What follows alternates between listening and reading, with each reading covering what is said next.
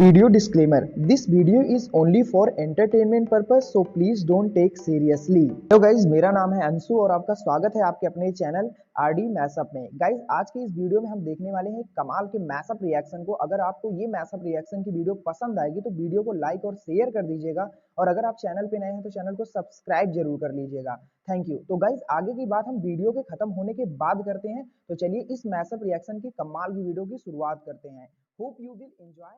को ये कन्विंस कर सकते हैं कि यूपीआई यूरोप के बैंकों के साथ भी सीमलेसली काम कर सकता है। चलिए जानते हैं कि यूपीआई इंटरनेशनली काम कैसे करेगा और इससे एक इंडियन की लाइफ पर कैसे इम्पैक्ट होगा। यूपीआई फ्रांस में एनेबल होने जा रहा है। ये अनाउंसमेंट तो अब हुई, लेकिन इसके ऊपर काम करना एनपीसीआई ने 1 साल पहले ही स्टार्ट कर दिया था। एनपीसीआई यानी National Payments Corporation of India, जून 2022 में एनपीसीआई ने फ्रांस के लायरा नेटवर्क के साथ एक एमओयू साइन किया। यूजुअली जब कोई इंडियन टूरिस्ट फॉरेन ट्रैवल करता है तब उसके पास पेमेंट के लिए 3 ऑप्शंस होता है। नंबर 1, फॉरेन करेंसी कैरी करो, यानी फ्रांस में ट्रैवल करते समय आपको आपके इंडियन रुपीस यूरोज में कन्वर्ट करने पड़ता है और यूरो इन कैश कैरी करने पड़ता है। नंबर 2, फॉरेक्स कार्ड ले लो। ये यूरोस खरीदने जैसा ही हुआ, लेकिन ये यूरोस आपके हाथ में नहीं, आपके कार्ड में सेव होता है और कार्ड स्वाइप करने पर ये यूरोस डिडक्ट होता है। अब इन दोनों मेथड्स में प्रॉब्लम ये होता है कि ये कन्वर्जन रेट हमेशा बैंकों के फेवर में होता है, यानी बाय करते समय एक्सचेंज रेट से हाई प्राइस पर हम बाय करते हैं और सेल करते समय एक्सचेंज रेट से कम प्राइस में हमें सेल करना पड़ता है। प्लस ये प्री लोडेड कार्ड्स होते हैं, यानी हमें ट्रैवल करने से पहले ये अनुमान लगाना होता है कि कितना खर्चा होगा। अगर खर्चा हमारे अनुमान से ज्यादा हुआ तो ट्रैवल करते समय एक्स्ट्रा पैसों का बंदोबस्त करना पड़ता है, और अगर खर्चा कम हुआ तो बचे हुए पैसे आप ही के पास रहता है, जिन पर आपको कोई इंटरेस्ट नहीं मिलता। पेमेंट करने का तीसरा तरीका है कि आपका इंटरनेशनल डेबिट या क्रेडिट कार्ड यूज करो। अगर आपके कार्ड पर इंटरनेशनल पेमेंट्स एनेबल्ड है तो आप आपके इंडियन कार्ड से पेमेंट्स कर सकते हैं, लेकिन इस मेथड में कन्वर्जन रेट होता बहुत हाई है। साथ ही साथ आपको एडिशनल 1% से लेकर 3.5% तक मार्कअप चार्जेस लगता है। यानी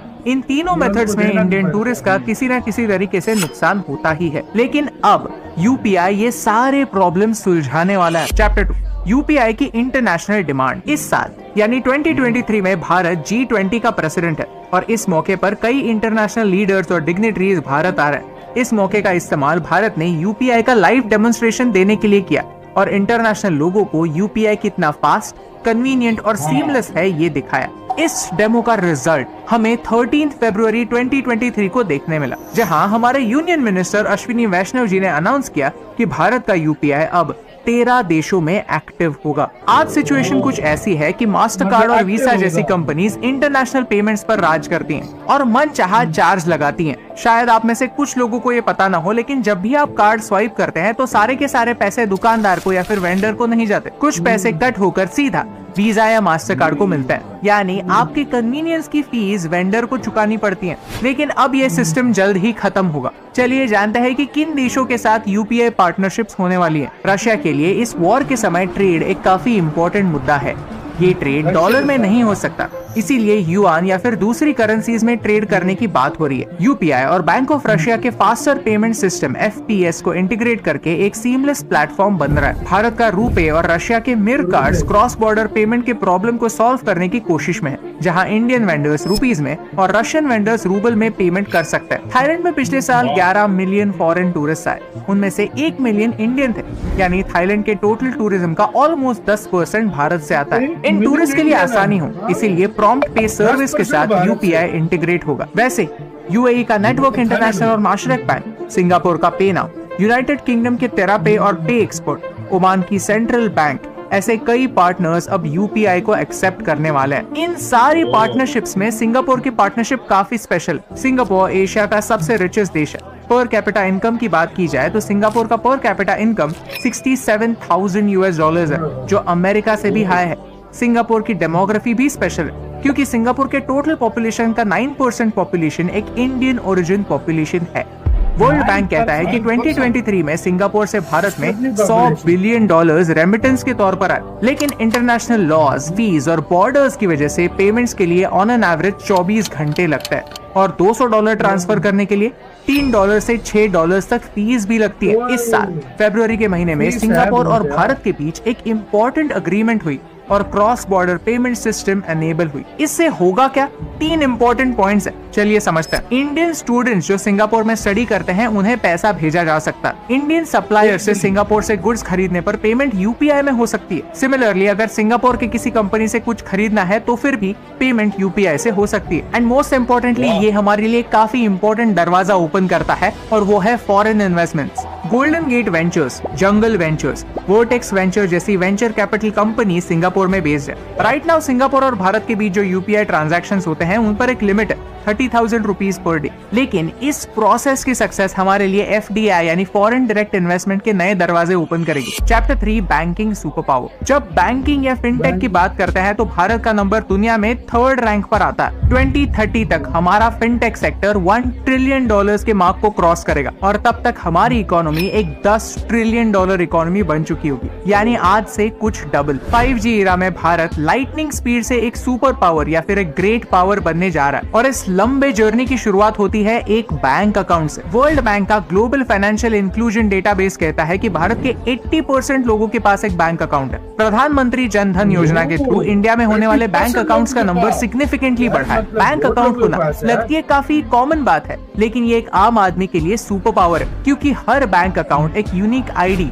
यानी आधार नंबर से लिंक्ड है। हाथ में होने वाला पैसा खर्च हो जाता है, लेकिन बैंक में होने वाला पैसा सेव होता है, इन्वेस्ट होता है, आपके लिए प्रॉफिट कमाता है। बढ़ते बैंक अकाउंट्स एक प्रूफ है कि भारत सुधर रहा है, आगे बढ़ रहा है। यूपीआई एक रेवोल्यूशन है और इसका इंपॉर्टेंस हमने इस वीडियो में एक्सप्लेन किया। आज 1 रुपए से लेकर 1 लाख तक, इस एप्पल से लेकर इस एप्पल तक, हर चीज आप यूपीआई से खरीद सकते हैं। आज यूपीआई ने 9 बिलियन ट्रांजैक्शंस का आंकड़ा क्रॉस किया with a net transaction worth $200 billion. ये है भारत के डिजिटल पब्लिक इंफ्रास्ट्रक्चर यानी डीपीआई की ताकत, जहां भारत ने एक पूरा का पूरा सिस्टम खुद के बलबूते पर बनाया बिना किसी एक्सटर्नल सॉफ्टवेयर की हेल्प से। अब भारत इसी डिजिटल इंफ्रास्ट्रक्चर को एक इंटरनेशनल पुश देना चाहता है और इसका मेन रीजन यही है कि पूरी दुनिया डॉलर पर हद से ज्यादा निर्भर है। आज डॉलर एक ग्लोबल रिजर्व करेंसी बन चुका है। दुनिया का 80% ट्रेड डॉलर से होता है। आपके पास कोई भी करेंसी हो, उसे डॉलर में कन्वर्ट करना किसी भी और करेंसी में कन्वर्ट करने से ज्यादा आसान होता है और ये अमेरिका को एक ताकत देता है, डॉलर को मैनिपुलेट और कंट्रोल करने की ताकत।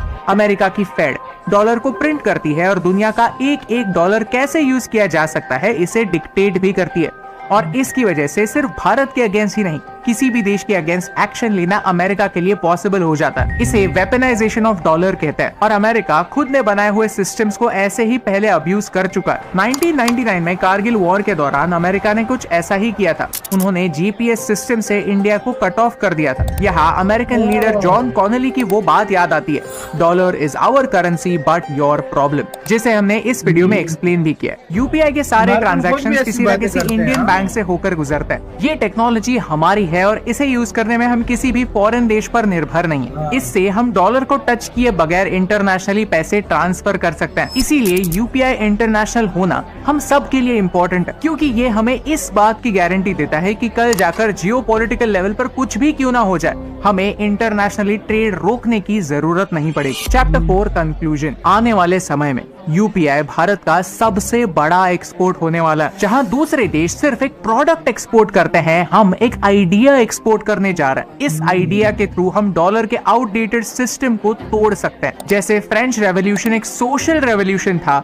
ये एक फाइनेंशियल रेवोल्यूशन होने वाला है, क्योंकि अब भारत के ट्रैवलर्स यूपीआई से इंटरनेशनली पेमेंट कर सकते हैं। गल्फ देशों में 70 लाख इंडियन रहते हैं जो कल जाकर पैसे यूपीआई के थ्रू सीधा अपने घर भेज सकते हैं। जब और बैंक्स ऑन बोर्ड होंगे, यूपीआई के लिमिट एक्सपांड होंगे, तो फॉरेन इन्वेस्टमेंट रुपीज में भी भारत में आ सकती है और ये डेवलपमेंट हमारे लिए काफी इंपॉर्टेंट। फ्रांस के साथ ये पार्टनरशिप भारत के लिए एक मौका है, ये प्रूव करने का कि वेस्टर्न देश भी हमारी देसी टेक्नोलॉजी सीमलेसली यूज कर सकते हैं, उसे अपनी मशीनरी में इनकॉर्पोरेट कर सकते हैं और इनमें फायदा सबका है, लेकिन नुकसान सिर्फ कुछ कार्ड कंपनियों का जो अननेसेसरी फीस के जरिए दूसरे देश यही सबसे बड़ा हमारा देश का हमारे देश में मेहरबानी बनता। इस पर 7 से 8 अरब डॉलर मतलब कम आए हमें, क्योंकि लोगों ने मनी एक्सचेंज वालों से लेते हैं, वो बैंक्स में नहीं भेजते।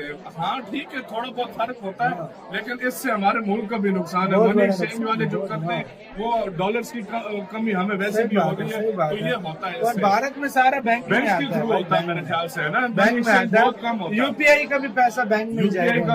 वो यही तो मैं कह रहा हूँ, इंडिया क्यों तरक्की कर रहा है, यूपीआई के थ्रू देख लो कितनी एक्सचेंज होगी।